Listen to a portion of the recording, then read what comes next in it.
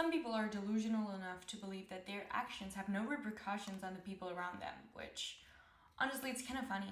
They believe that they are the only individual affected by their own actions and decisions, and it's kind of interesting and funny because they reason that like nothing wrong is going on if I just like disrupt society or disrupt the social cohesion because I'm being myself. But at the same time, it's like your actions inevitably will have repercussions on the people around you. Does that mean that you need to stop yourself? Not always, but sometimes you just need to filter out what you want to say because it or what you want to do because it will have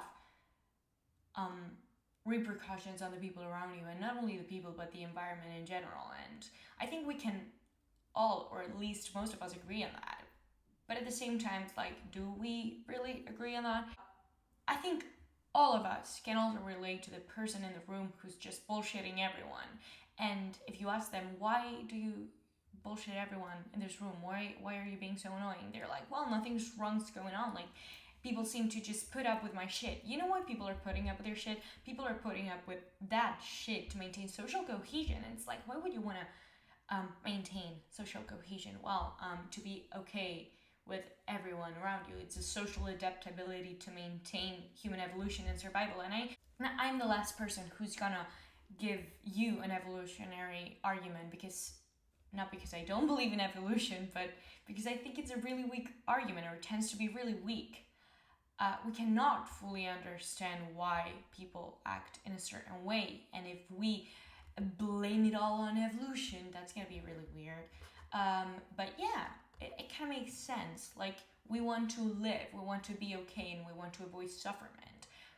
How do we not suffer? Well, if we collaborate between like the people around us, our environment, and that's why we tend to not argue as much. Sometimes we're in a social setting, you know, or at least put up with people's shit that we know that it's just a fight not worth fighting for. But yeah, that doesn't mean that what they are doing is not bad. It means that it's just like stupid enough to not fight for, but stupid enough to be stupid. Because we also want to feel as if we're free, and we want to like take back our freedom. Just think of people's opinions in fields like economics, politics, sociology, all of that. They are all intertwined. If we just like, you don't need to be an expert to know that all of these fields are intertwined. Even like psychology and all those all the social sciences and even sciences like biology is also highly correlated, and we cannot talk about a field without it interfering with others, because we're like, fields are kind of interconnected, and if you want to have a thorough knowledge of a field, you'll have to know a bit of other fields. Well, the same happens with people, the same happens with us. And the thing is, if we feel like politics are tied to economics, for instance, I just think that it would be very helpful to see us as also a network, but also like individuals. Like, we are a field of our own, like we're individuals, yes, but we are not only individuals, we're interconnected. And nowadays, I truly believe that we see ourselves a lot like individuals, and that was helpful up to a certain extent, but we're expanding the band a bit too much, because we think of us as like individuals who come up together and make groups that are equal to, like, liberalism talks about like equal like contracts in between people so they can be better. But the thing is, let's be honest, most social settings require hierarchy, some sort of order. And I'm not saying we ought to not fight for more equality. We, of course, do. But I believe we also have to know what we have so we can work with what it is and not what it could be, or an idealized version of reality. The truth is, most of us don't partake in equal relationships. Like, most situations where we talk or interact with other people, there's a hierarchy. The only part where it's equal, or it truly feels equal, likely is going to be friendship, is the first one that comes to my head. But even with friendships, I always know things that my friends don't know, and they know things that I don't know, and we're completely different, but at the same time we're the same. So it's kind of weird, and it's really hard to pinpoint the differences in between those. And I believe that only focusing on ourselves and realizing that, hey, this mentality of it's you against the world, it's not true, because there's people who relate to you and people who can listen, and it's not only you. And most of us would actually benefit from having less of an individual mindset, because the narrative of it's you against the world is coded in today's day and age as some radical self-improvement, and working on yourself could be a good thing, but it shares a connotation with a cringy sense of alienation and radical thinking. Because social cohesion is literally a great tool for human satisfaction, and at the end of the day, I think we're looking for human satisfaction. Like, the end all be all of humans is that. That doesn't mean that we ought to never suffer and everything must be pleasurable. That, by no means.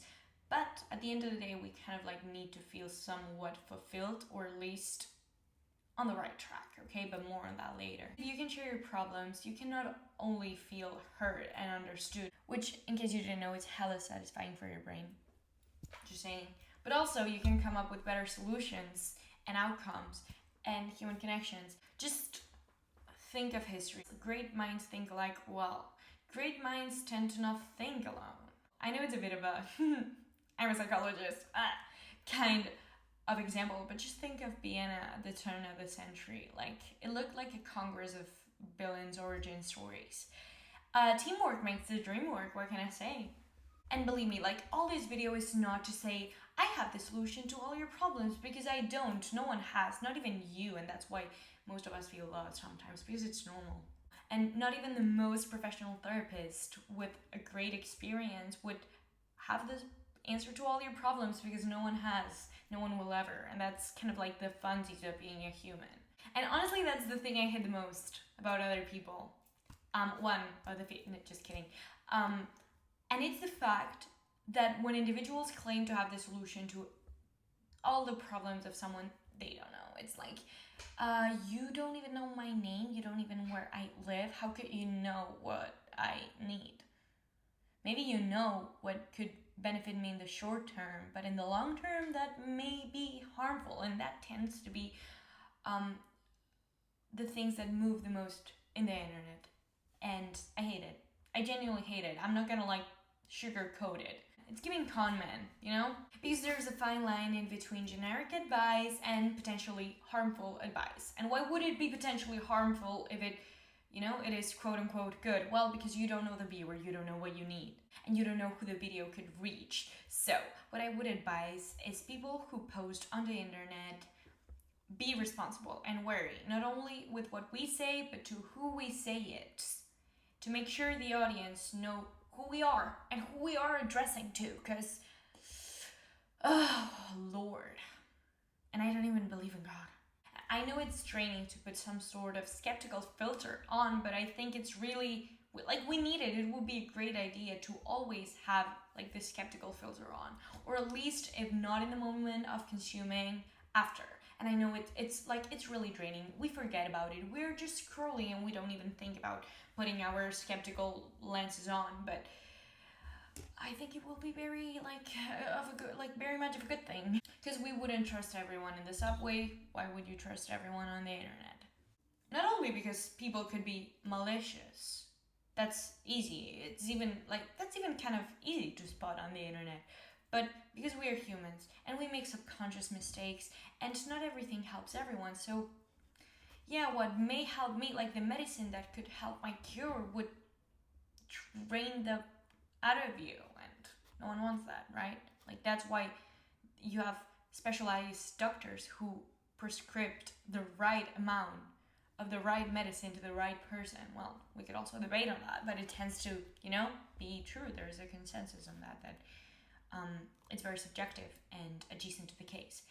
Because we have a tendency to prepare for the worst, and social media, literally the most powerful and subtle form of media that nowadays is literally what we all consume and what we all get information from, we get subconsciously or even consciously paranoid. It's not that people are always lacking critical thinking, but it's that the reinforcement is so subtle that you just don't think about it. You feel it, and you cannot even pinpoint where or why.